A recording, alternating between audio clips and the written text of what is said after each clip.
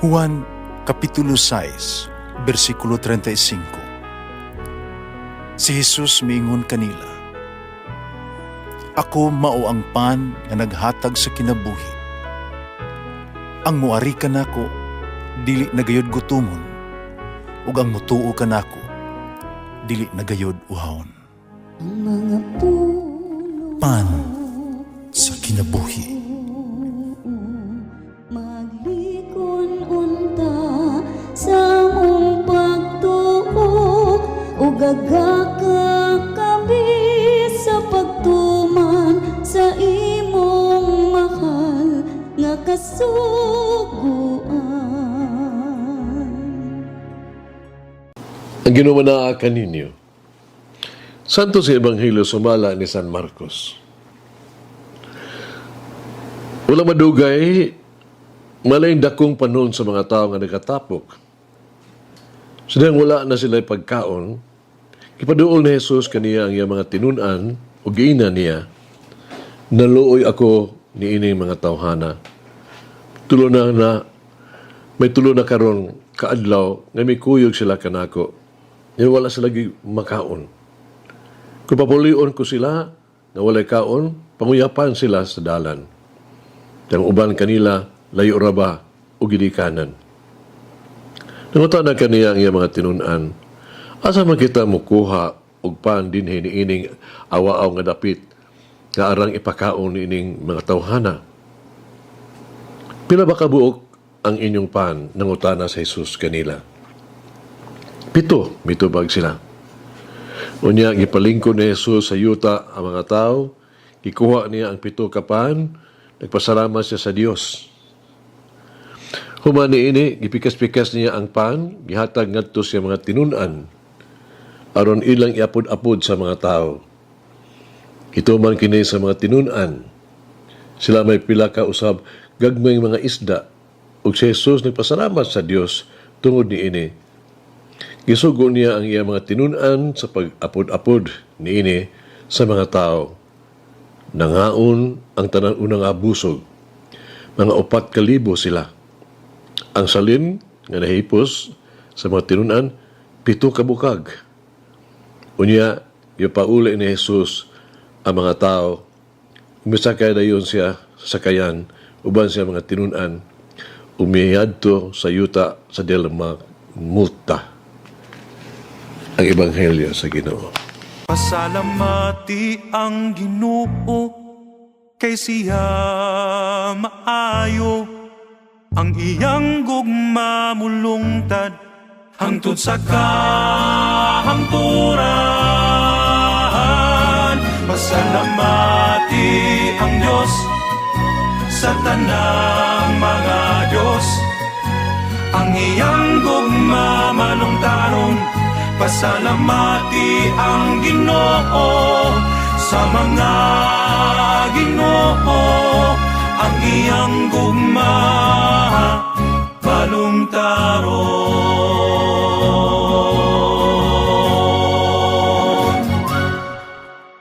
Si Ebanghelyo karon diyan gibuhat ni Kristo ang ni Jesus ang milagro pagpakaon sa linibok ka mga katawhan.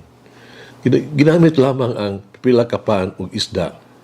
Diha sa kadakong milagros pagpadaghan niini, the multiplication of the bread and the fishes. Ipadayan ni Jesus nga siya nahingawa concern di lamang sa espirituhanon nga panginahanglan, kundi usab sa ilang material nga panginahanglan. Sa tuwa mga panginahanglan o sa ato ang mga pag-antos. Siya mianhi ka nato aron paghupay sa tuwa mga sakit o mga problema. Siya naghatag sa tuwa mga kakulangan. O siya nakadungog sa tuwa mga pangalyupo. Ang milagro sa pagdaghan sa mga pan, nagtumong kini, no? Nagpadayag na kini sa balaan ng Eucharistia. Ang mga panon sa katawhan, igutom mauna ang tanang katawhan sa kalibutan. Ang ilang kagutom dili lamang alang sa physical nga pan. Igutom sila sa pulong sa Dios. Nagsugod gayon sila sa Dios, nagsunod siya sa Dios.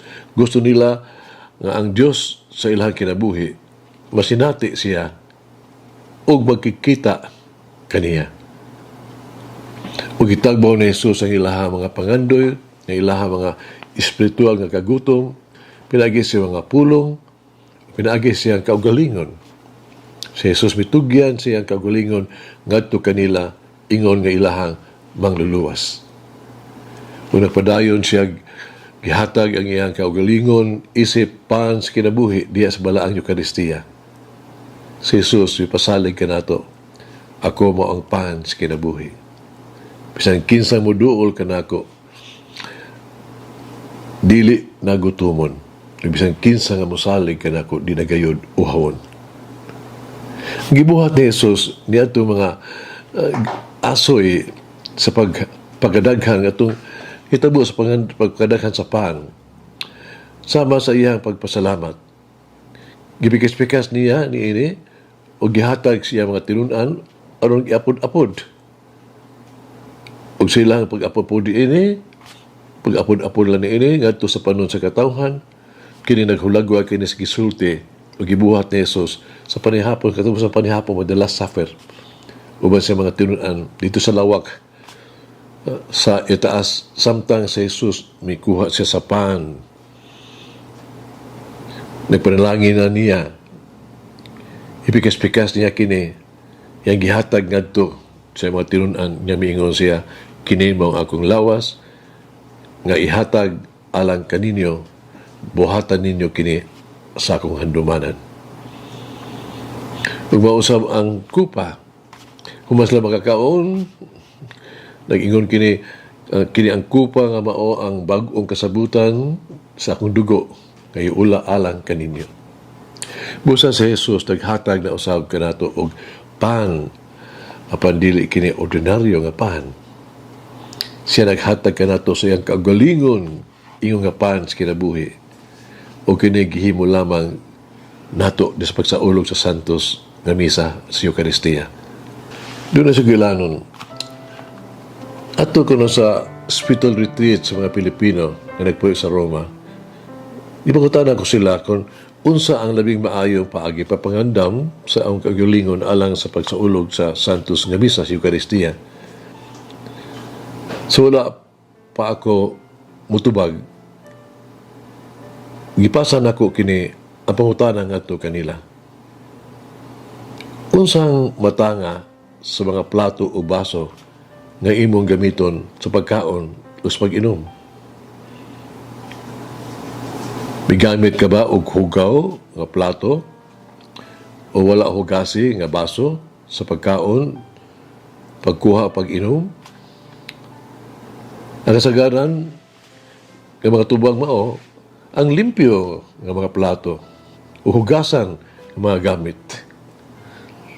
Busa giingnan ko sila nga ang ato ang kalag ug lawas kinahangyod limpyo ug hugasan gikan sa mga sala.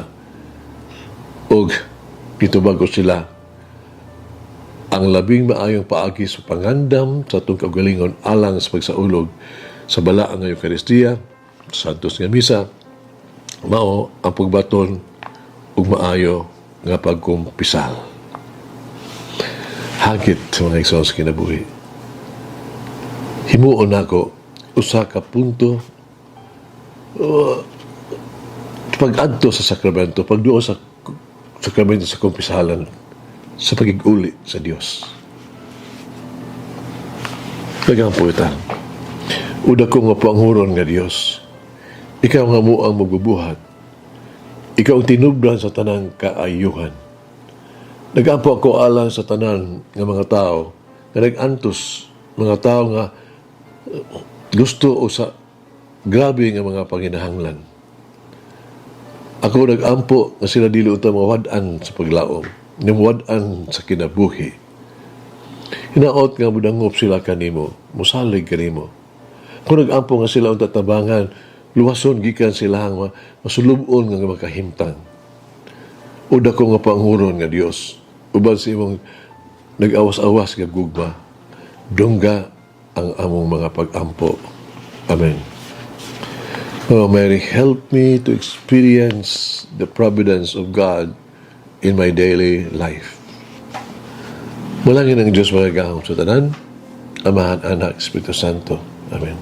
May the Lord of the divine mercy bless us all, heal us from all diseases and suffering. Ayun unta niya kita, tanang mga sakit na sa lawas o sa kalag, body and soul. In the name of the Father, the Son, and of the Holy Spirit. Jesus, I trust in you. Amen. Whoever eats the bread of life will never hunger, says the Lord. Kay galaan inyong nabati ang pagpaambit ug hamubong pamalandong sa pulong sa Dios pinaagi sa tulumanon pan sa kinabuhi nga gidumala ni Monsignor Daddy Silva. Hangtod na usab sa sunod higayon, daghang salamat. The bread of life.